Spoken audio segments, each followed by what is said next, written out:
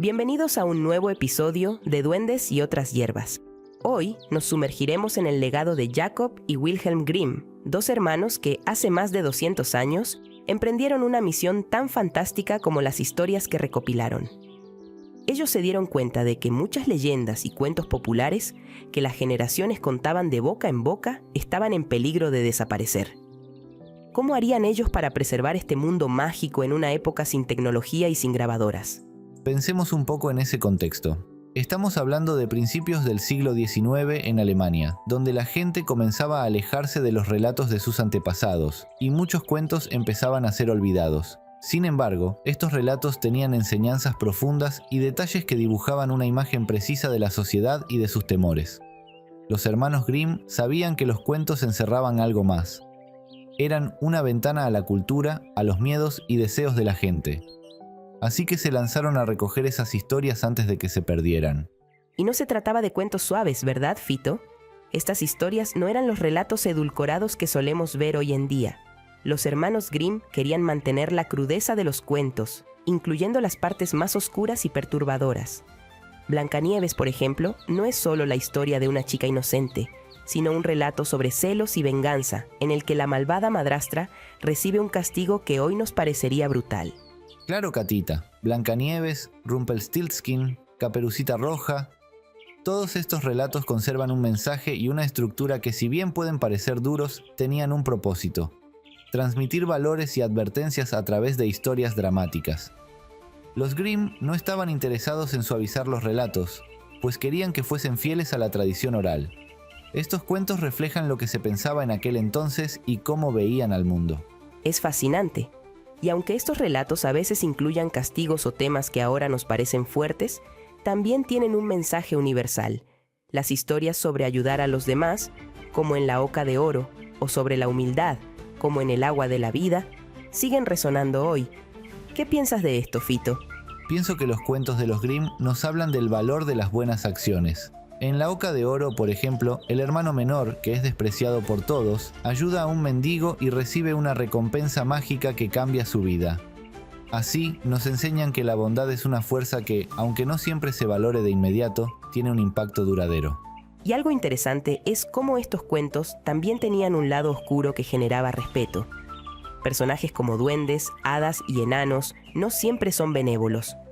Estos seres, en las historias, actúan según su propia lógica, premiando a los buenos, pero castigando a los malvados. Esto hacía que la gente respetara a estos seres y a la naturaleza misma. Creo que los Grimm lograron inmortalizar esta relación entre el mundo mágico y el humano, ¿no crees? Absolutamente, Cata. De hecho, muchas veces los castigos en estas historias eran para advertir sobre la arrogancia o la avaricia, valores que los Grimm consideraban peligrosos. En Blancanieves, la madrastra muere por su envidia y celos. En El Agua de la Vida, los hermanos arrogantes son castigados por despreciar a los demás. Estos cuentos enseñan que nuestras acciones tienen consecuencias, algo que sigue siendo relevante en nuestra época. Creo que estos cuentos no solo han perdurado por su mensaje, sino también porque son una fotografía de la mentalidad de su tiempo. Reflejan cómo se veía a los reyes, a los campesinos, a los duendes y sobre todo a la vida misma.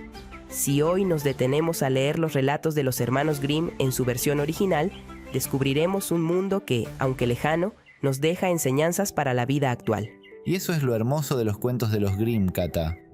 Ellos no inventaron esas historias, sino que tomaron la tarea de preservarlas, tal como se contaban en su época. Su recopilación es un recordatorio de que, aunque el tiempo pase y las costumbres cambien, hay lecciones que quedan. ¿A vos cuál es el mensaje que más te deja esta recopilación? Para mí, es la importancia de cuidar nuestras tradiciones. Los Grimm lo hicieron de manera brillante y creo que es algo que podemos emular. Conservar los relatos, los valores y las historias que tenemos cerca. Hoy en día, con la tecnología, es más fácil difundir estos cuentos, pero tenemos que asegurarnos de que su esencia y sus enseñanzas no se pierdan. La distorsión que genera lo instantáneo de Internet es brutal. Basta un clic para que una historia o un valor cambien de forma y se conviertan en algo totalmente distinto a lo que fueron. Es verdad, Cata. Si no vamos siempre al origen, si no profundizamos, nos arriesgamos a ser víctimas de esa distorsión, aceptando versiones de los cuentos o de la historia que están lejos de la realidad. Ir al origen nos permite recordar y entender el mensaje verdadero, porque si no, estamos a un paso de perder la riqueza y el sentido de estos relatos, y con ello, algo de nuestra propia identidad. Es una invitación a todos nosotros. Al compartir estas historias, busquemos la fuente y honremos el mensaje original. Solo así podemos mantener viva la tradición y evitar que se diluya en el ruido de lo inmediato. Esperamos que este episodio les inspire a buscar y a valorar el origen de cada historia, para que estos relatos sigan transmitiéndose sin perder su esencia. Gracias por acompañarnos en Duendes y otras hierbas. Nos vemos en el próximo capítulo, donde continuaremos explorando los misterios de este mundo mágico y los relatos que lo han mantenido vivo.